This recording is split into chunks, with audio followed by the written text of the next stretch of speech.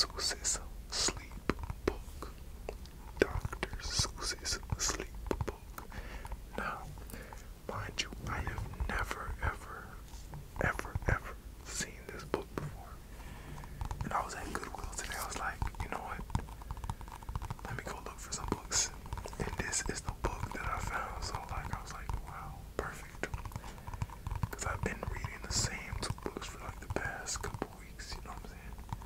The Cat in the Hat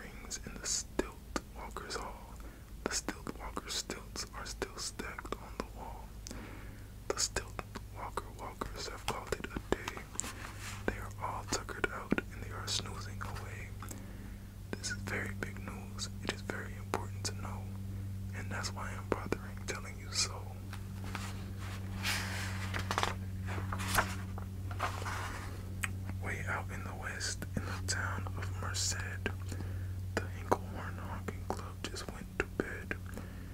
Every horn has been quietly hung on a hook for the night in its own private Hinklehorn hook. All this long, happy day they've been honking about, and the Hinklehorn honkers have honked themselves out. But they'll wake up quite fresh in the morning, and then they'll start right in the Hinklehorn honking again.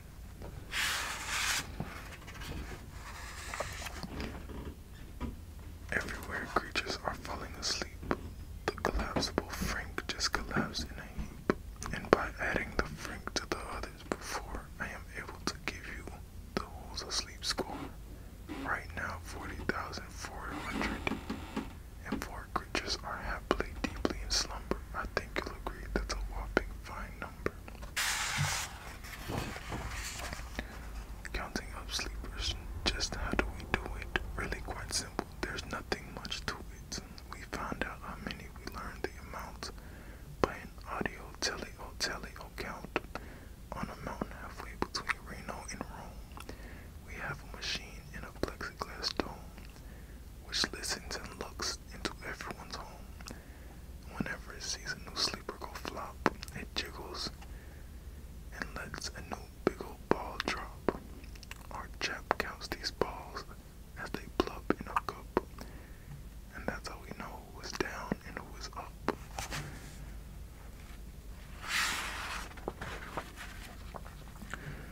Do you talk in your sleep? It is a wonderful sport, and I have some news of this sport to report.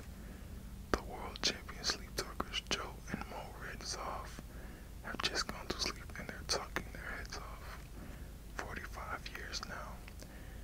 Each chattering brother has babbled and gabbled all night to each other.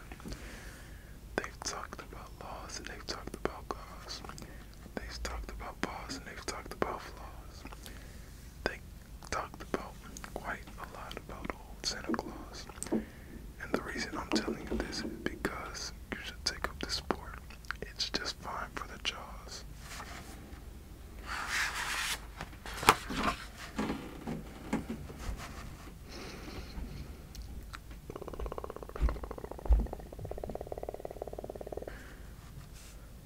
Do you walk in your sleep?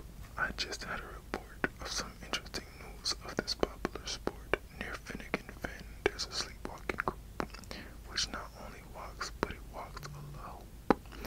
Every night they go miles. While they walk to such length, they have to keep eating to keep up their strength. So every so often, one puts down his hoop, stops hooping, and does some quick snooping for soup. That's why they are known as the Hoop Soup Snoop Group.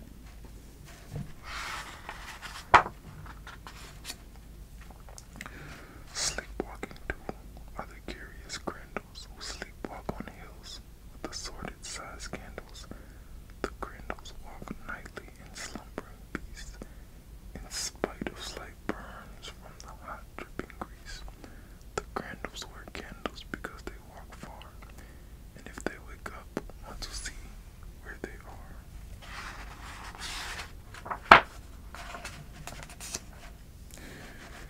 Now the news has arrived from the Valley of Vale that a Chippendale mupp has just bitten his tail, which he does every night before shutting his eyes. Such nipping sounds silly, but really it's wise.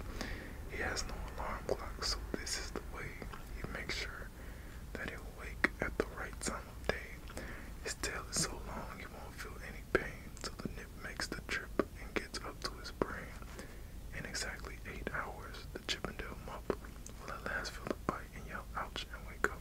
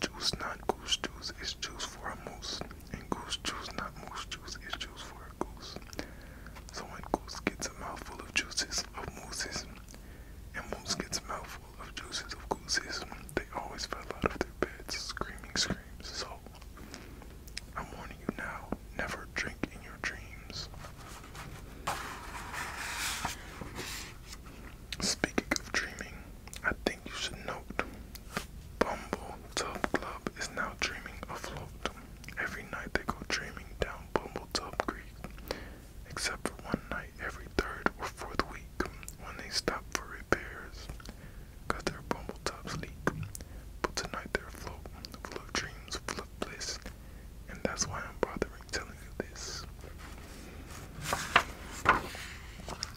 At the fork of a road, in the veil of a fold, 5-foot weary salesmen have laid down their load. All day they've raced around in the heat at top speeds, unsuccessfully trying to sell scissors with seeds, which nobody wants because nobody needs. Tomorrow will come, they will go back to their chore, they'll start on the road, scissors moving once more. But tonight they've forgotten, their feet are so sore, and that's what the wonderful nighttime is for.